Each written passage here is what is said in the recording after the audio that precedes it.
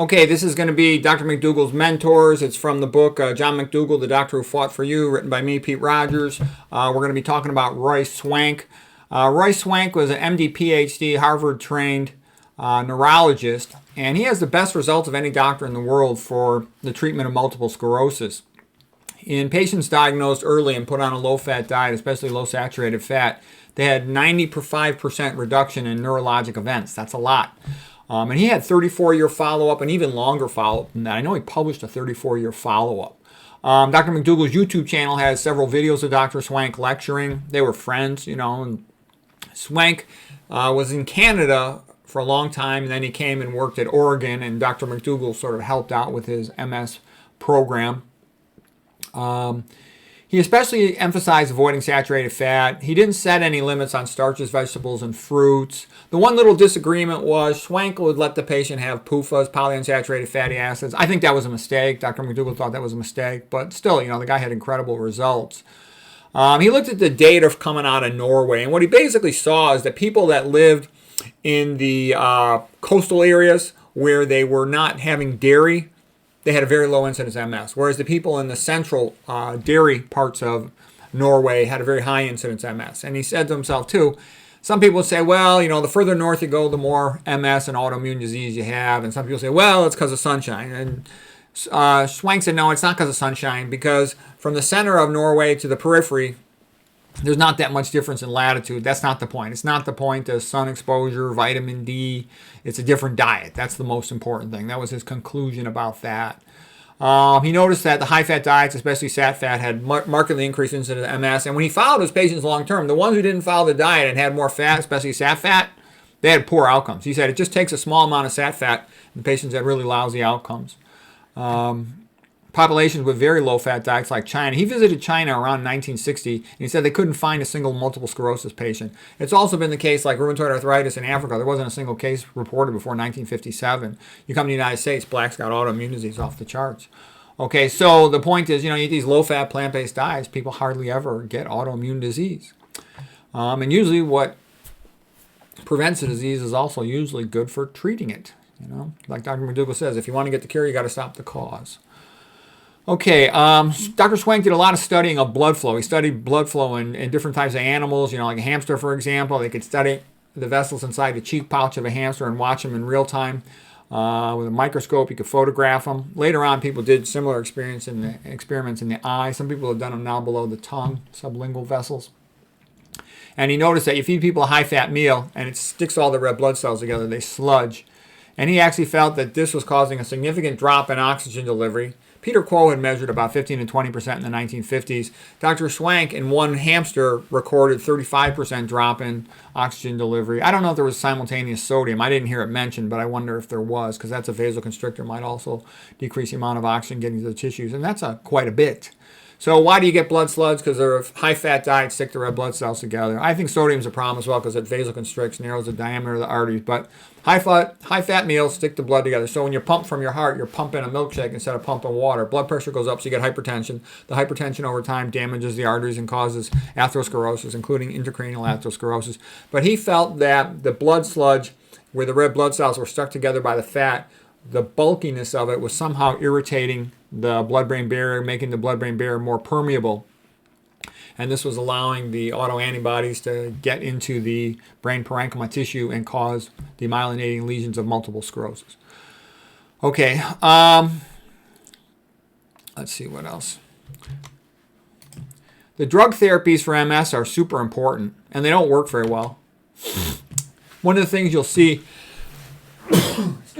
one of the things you'll see is that conventional medicine always wants to sell a drug, and the doctors are only trained in drugs, so they think everything else besides drugs is nonsense. But they don't ask themselves, well, gee, how come your drug doesn't work? You know, it's a lot of money, $70,000 for a year of a medication, and it probably doesn't work too well. Excuse me, sorry about that. Lots of MS patients have really lousy prognoses and do poorly, and that's because you know, even the rich ones, I know some of the rich ones, and they don't do so well either. So what I'm saying is, here's this guy Swank. He's got these incredible results. He's a pretty smart guy, MD, PhD from Harvard, devoted his whole life to studying this stuff, following these patients. He's got the results. He's published the results. He's done the research. I would go by what he says until proven otherwise. Why don't you do it? You got nothing to lose. You're eating a healthier diet anyways. So he said as little as 8 grams per day of saturated fat resulted in a 3-fold increased risk of dying from multiple sclerosis. So sat fat is super bad. Here's the published reference in the Lancet Journal, 1990. And here's some other articles. You know, you can look for there for yourself if you're interested. Here's Dr. Swank's book, the Multiple Sclerosis book. And like I said, too, he's got lectures at Dr. Mcdougall's YouTube channel.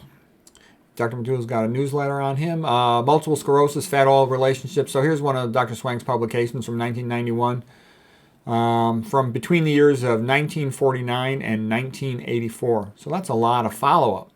Okay, that's 35 years. Patients put on the low-fat diets. Okay, the patients, when the earlier their treatment starts, the better.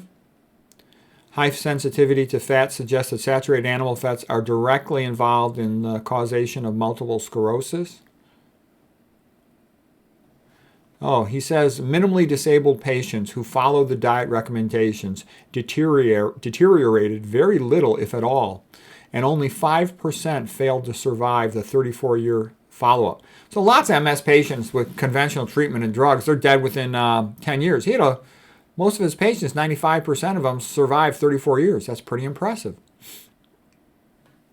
Whereas if they didn't follow the diet, 80% of them died in less than 34 years.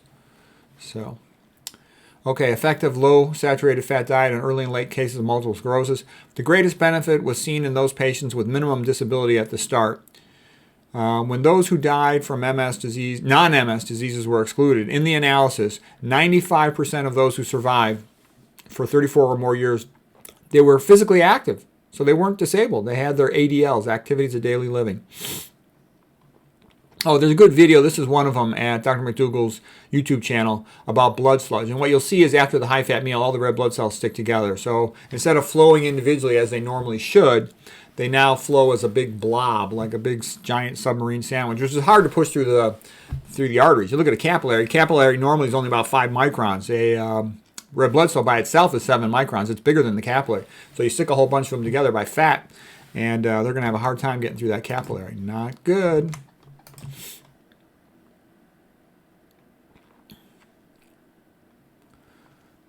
Okay, so here's a picture of it.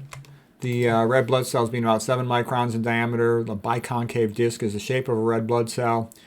They have to fold back on themselves a little bit to pass through the capillary, which is only 5 microns in diameter. And you can imagine, you put these into a big blob of fat, it's going to be harder to push them through that capillary. Blood pressure is going to go up. Okay, the reason this all happens is because on the outer surface of a red blood cell, you have a negative charge. It's called a zeta potential. Molecules which overcome the zeta potential, they're called bridging molecules, like a big positively charged molecule, and that will stick the red blood cells together. LDL cholesterol does that. LDL cholesterol is a bridging molecule. It's the most important, most common of the bridging molecules. So that will cause blood sludge, thickening of the blood, increased blood viscosity. You need to pump higher pressure to pump that blood through. What else will do it?